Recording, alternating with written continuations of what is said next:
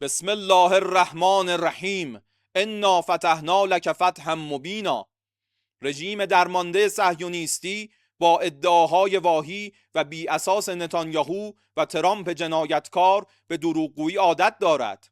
این رژیم متجاوز حریم هوایی کشور را با پهپادهای خود نقض نموده و از صبح امروز تا کنون برخی از نقاط کشور را مورد تعرض و هجوم قرار داده است.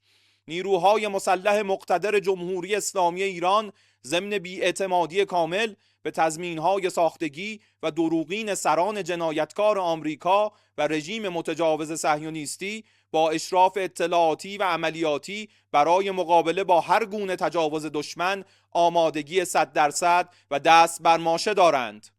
به آمریکا و رژیم صهیونی هشدار می‌دهیم از ضربات کوبنده رزمندگان شجاع اسلام از شمال تا جنوب سرزمین‌های اشغالی و پایگاه آمریکایی العدید درس عبرت گیرند، چرا که در غیر این صورت با تعیین اهداف گسترده پاسخ کوبنده تری را دریافت خواهند کرد به اذن الله.